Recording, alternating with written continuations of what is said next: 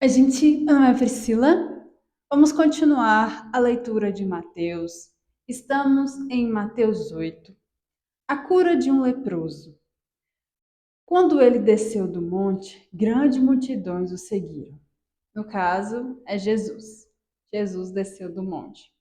Um leproso, aproximando-se, adorou-o de joelhos e disse: Senhor, se quiseres, pode purificar-me. Jesus estendeu a mão, tocou nele e disse: Quero, seja purificado. Imediatamente ele foi purificado da lepra. Em seguida, Jesus lhe disse: Olhe, não conte isso a ninguém, mas vá mostrar-se ao sacerdote e apresente a oferta que Moisés ordenou, para que sirva de testemunho. Essa questão tem várias vezes nos evangelhos, Mateus, Marcos, Lucas, João, que Jesus fala: Olha, não conte isso a ninguém, não fale para ninguém que eu te curei e tudo mais. Eu creio que a pessoa não está pronta para contar o testemunho dela ainda, porque essa questão de contar testemunho gera muita luta espiritual. A pessoa vai ser retalhada, vai sofrer coisas no corpo ou em pessoas à volta dela. E as pessoas à volta também da pessoa talvez não acredite, não estão prontas. Então, eu creio que é esse motivo que Jesus fala para certas pessoas para não contarem o testemunho delas. Entrando Jesus em Cafarnaum, dirigiu-se a ele um centurião, pedindo-lhe ajuda, e disse: Senhor, meu servo está em casa, paralítico, e está em terrível sofrimento.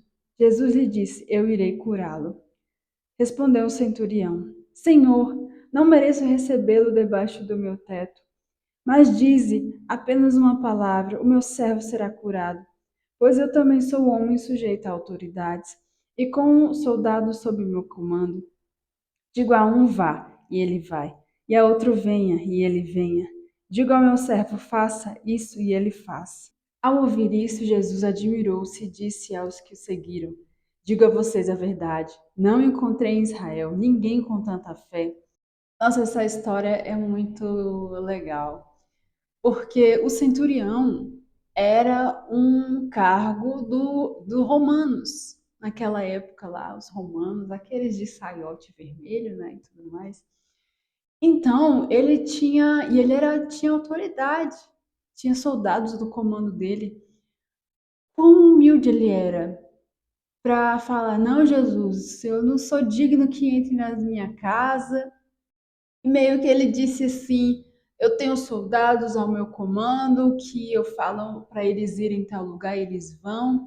Então, se eu tenho o poder de falar para soldados irem e virem, eu creio que o Senhor também tem poder para falar para tal pessoa ser curada, a pessoa vai ser curada.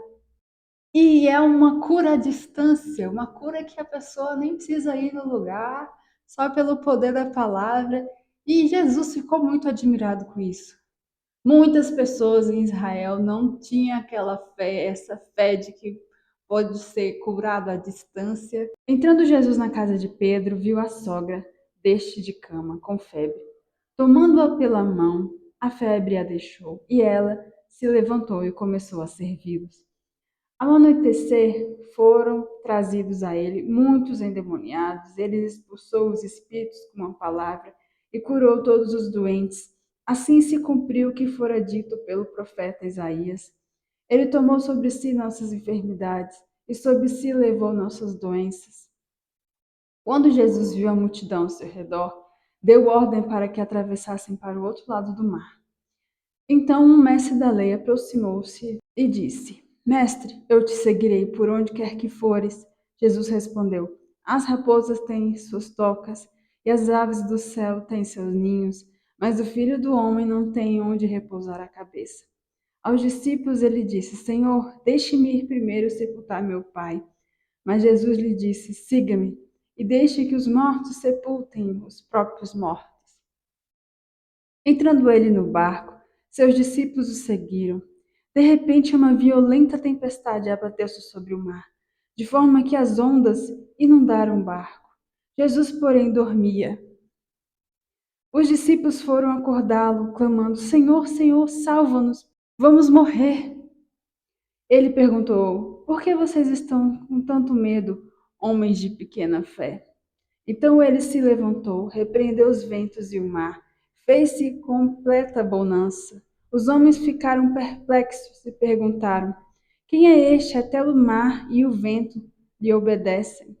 Essa questão aqui, os discípulos estavam com Jesus e passaram uma tempestade.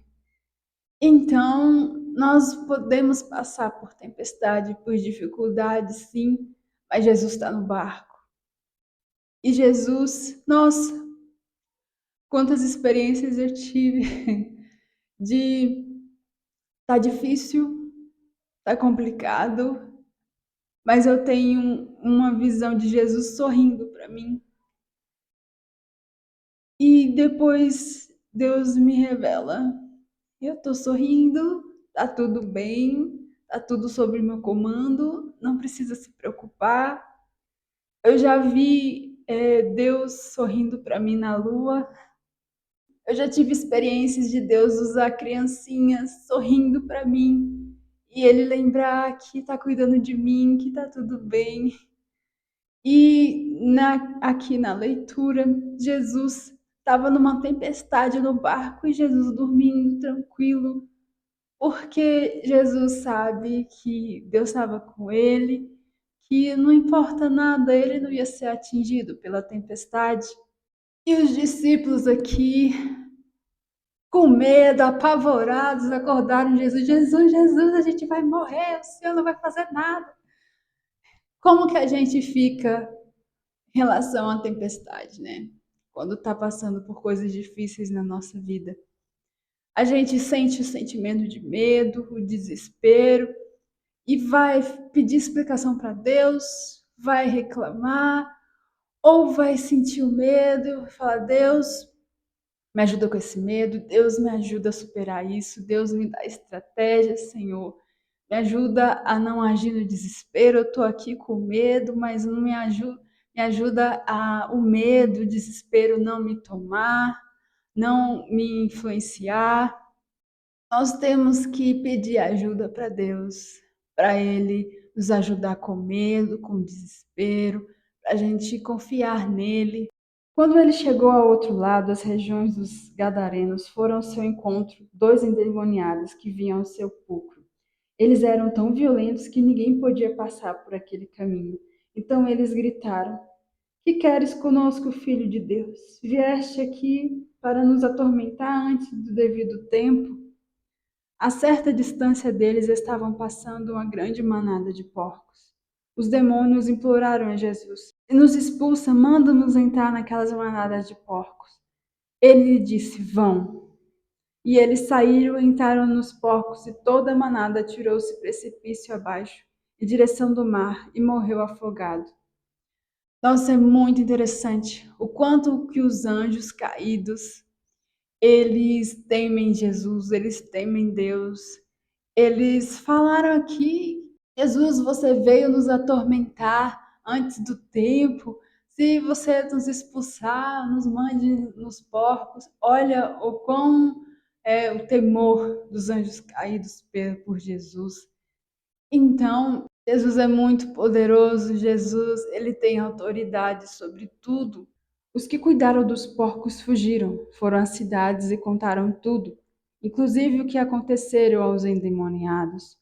Toda a cidade saiu ao encontro de Jesus. Quando o viram, suplicaram-lhe que saísse do território deles. Nossa, isso é muito triste. Duas pessoas endemoniadas estavam numa cidade, provavelmente eles não eram silenciosos e geravam tranquilidade na cidade. Não, provavelmente pessoas falavam desses demoniados, falavam que eles faziam bagunça, no certa forma incomodava a cidade. E Jesus, ele resolveu esse problema, curou os dois ali, libertou os dois e de uma certa forma trouxe tranquilidade para a cidade. Mas as pessoas das cidades não estavam nem aí para isso. Eles estavam de olho no dinheiro deles, de olho que Jesus fez com que muitos porcos morressem e eles perderam muito dinheiro com aquilo. Só que Jesus fez milagre.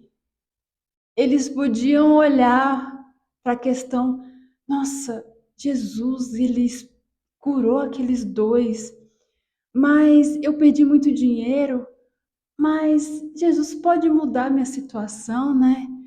Eles podiam ir até Jesus e falar: Jesus, nós perdemos aqueles porcos, perdemos muito dinheiro, mas foi por um bom motivo. Mas e agora? Nos ajuda. O que que a gente pode fazer para ter mais dinheiro, para não ser ressarcido? Mas não, eles não estavam nem pensaram nisso, só queriam expulsar Jesus porque deram um incômodo financeiro ali para eles. Então é isso, gente. Essa foi a leitura de hoje.